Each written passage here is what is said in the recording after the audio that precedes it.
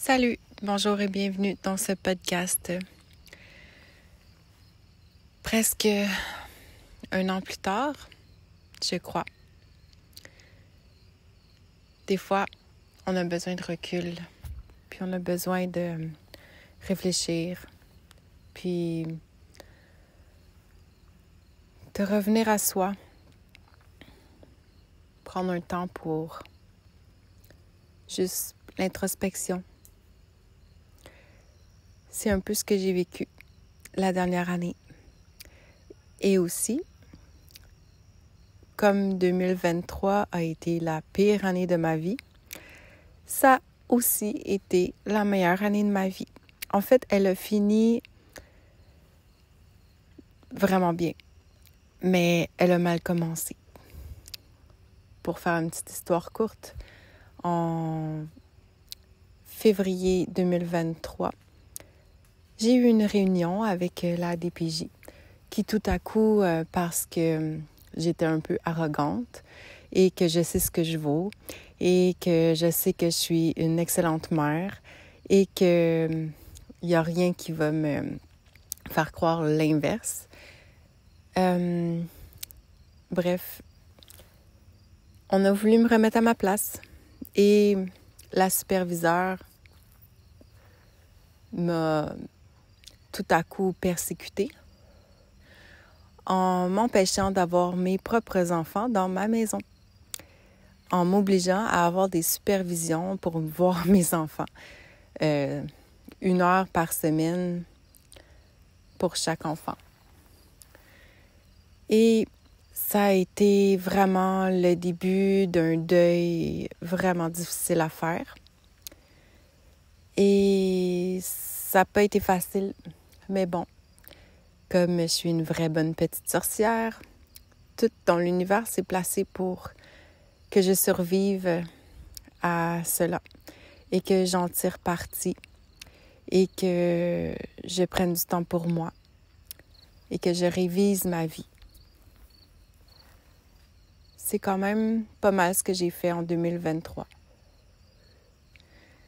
Pour finir l'année avec la plus belle des récompenses, une personne qui est rentrée dans ma vie que j'attendais même pas, que j'avais fait un souhait écrit dans un cahier avec une liste interminable de si jamais il y avait un homme qui pouvait entrer dans ma vie, il y avait une liste très grande. Tu sais, on dit de faire une liste vraiment précise pour qu'au pire, l'univers va t'envoyer 80%, la loi de Pareto, de ce que tu as demandé. Et puis, en fin d'année, à août-septembre, j'ai rencontré Marc. Et en octobre, on s'est vraiment rapprochés beaucoup. Et à ma fête, le 3 novembre, en fait, ma fête, c'est le 5 novembre, mais le 3 novembre, il a décidé une journée de se parquer devant chez moi. Et il a dit à sa femme qui était chez moi. Donc, il avait fait le choix de changer sa vie et de la partager avec moi. Et ça va faire bientôt 1 an.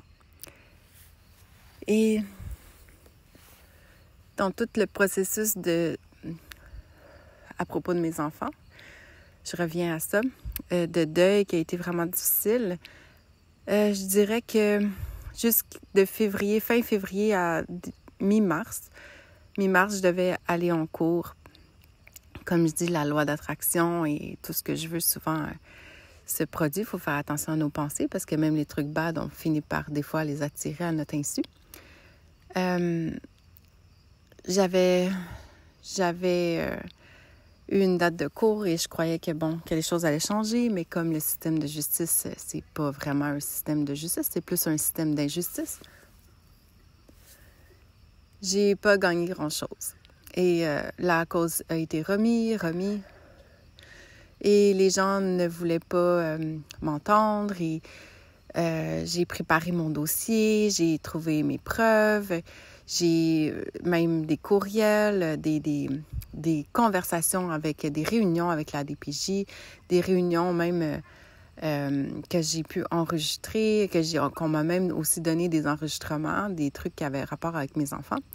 Et finalement, peu importe la preuve qu'on a, ben le système est fait que si tu décides de jouer dans ce système, tu vas pas gagner. Parce que si tu es une sorcière, et je répète que la DPJ, c'est pas mal une chasse aux sorcières.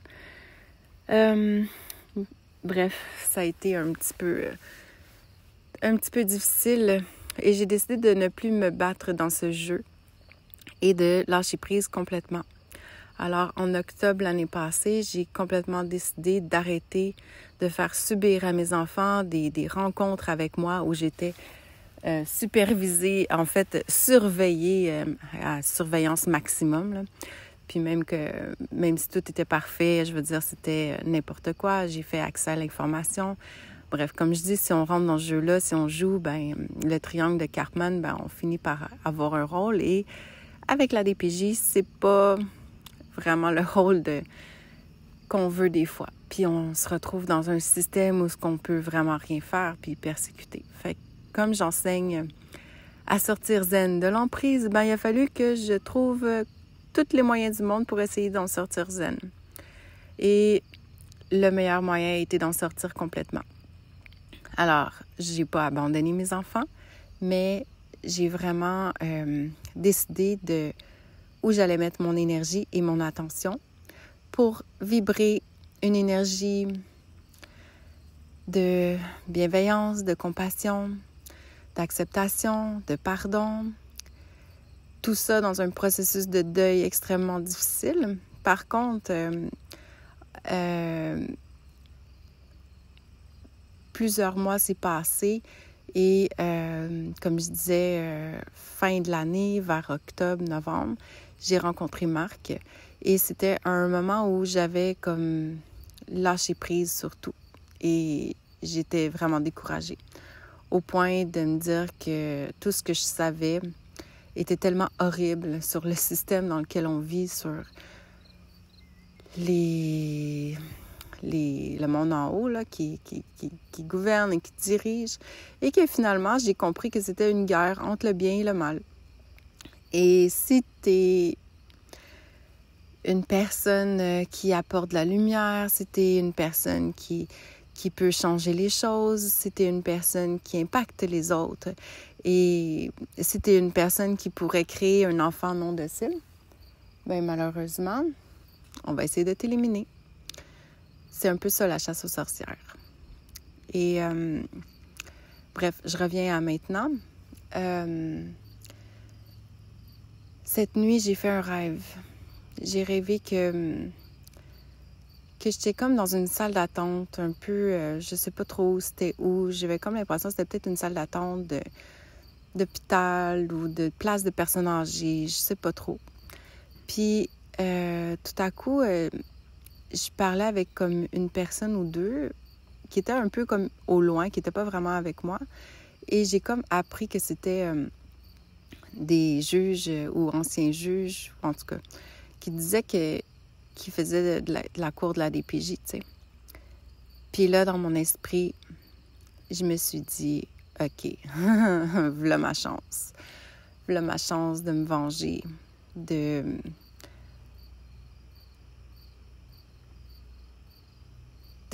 basculer dans la sombre partie de moi-même qui aurait envie de les faire souffrir, de leur tirer les verres du nez et de prouver à tout le monde comment ils sont. Bref. Et c'est quoi leur vraie mission, tu sais? Cachée en arrière de la supposée protection. Mais au même moment, tout à coup, ma fille est arrivée. Puis elle m'a serrée dans ses bras. Puis elle m'a serrée vraiment fort. Que j'ai chuchoté dans l'oreille comme... Genre... J'ai comme dit... Comme de pas trop faire de bruit ou de faire comme si on n'était pas près de ces gens-là.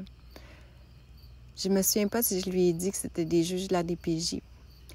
Puis comme je n'ai pas vraiment le droit de voir ma fille...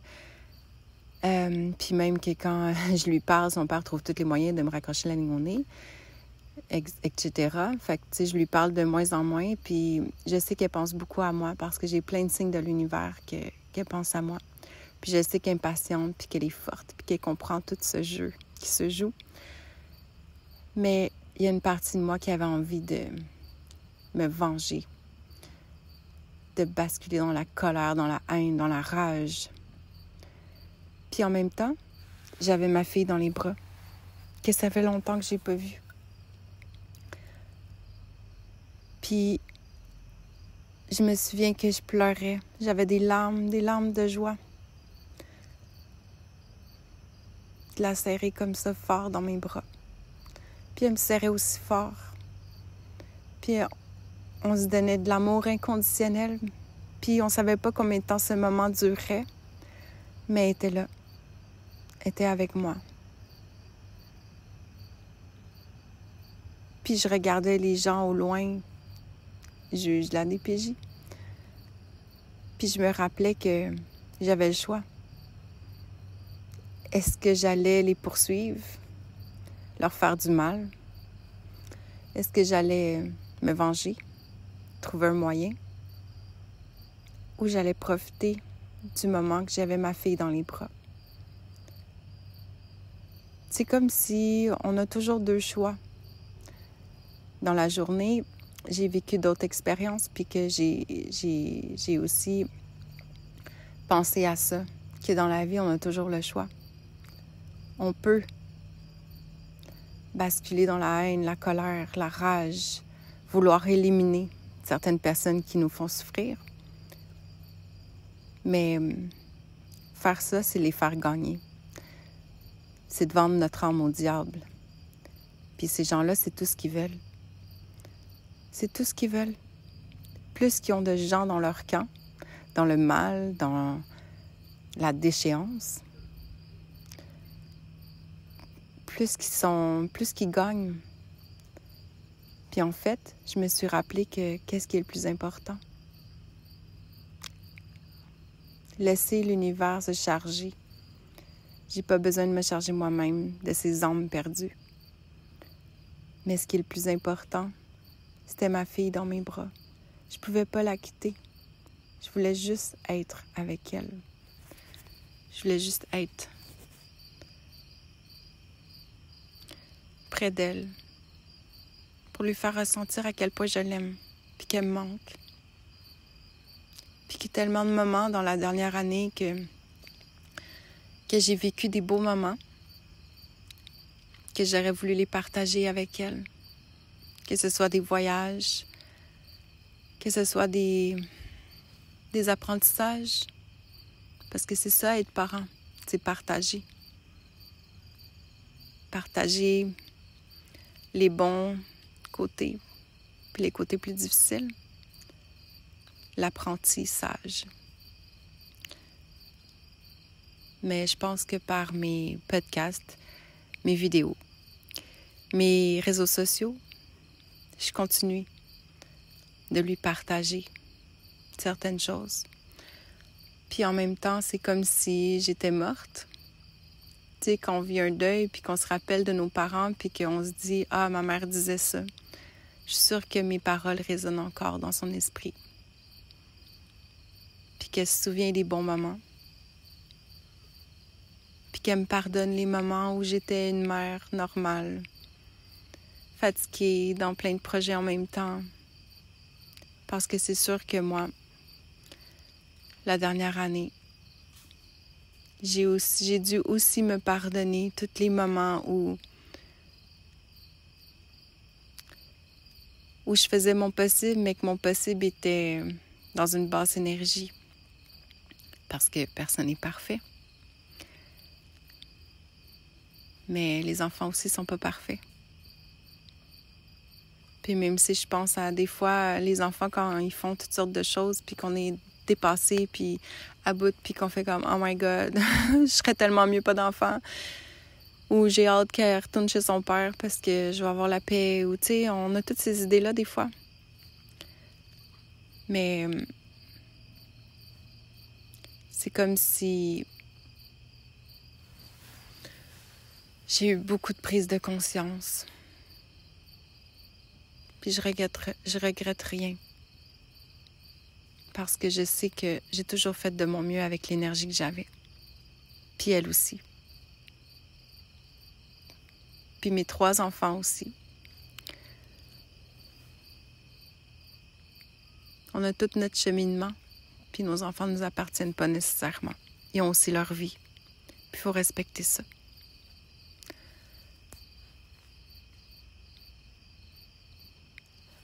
Il faut surtout garder l'esprit zen. C'est ça le plus important. Je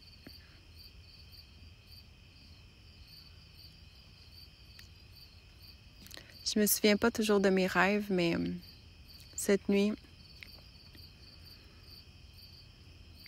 c'était vraiment comme s'il était là près de moi. Puis j'ai choisi de garder ma fille dans mes bras, de vibrer l'amour inconditionnel, le pardon, les retrouvailles. Même si j'avais une chance incroyable de me venger ou de savoir qui étaient les méchants, ben non, c'est pas là que j'ai été. J'ai fait un choix, mais on a toujours le choix, le bien ou le mal. Puis je fais le choix de rester dans l'amour, la compassion, la guérison. Parce que où on met notre attention et où on met notre énergie, c'est ça qui va créer notre avenir. Fait qu'à chaque instant présent, j'essaie de rester dans la gratitude, de trouver des choses positives, d'écrire, puis de rester en contact. J'ai toujours dit à mes enfants que on n'est pas né puis on va pas mourir. On est énergie. On est magique. Puis je sais qu'ils s'en souviennent. Je sais qu'ils le savent.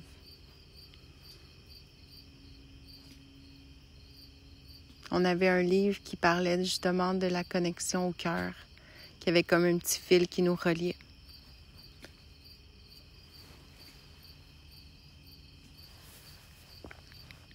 Une connexion. Ben, on est toujours reliés.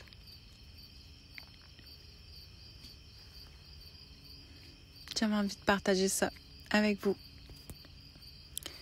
Je continue de garder l'esprit zen.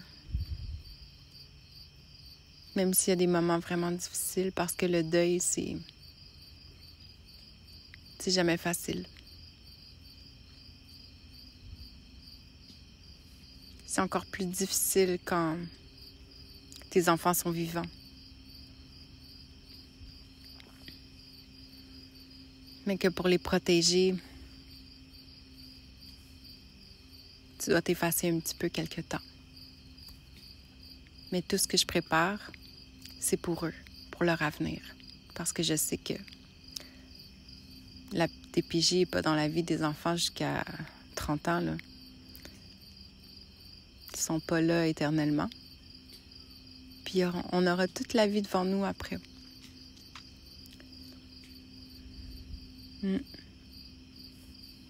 Et on risque d'être encore plus connectés après avoir vécu tout ça.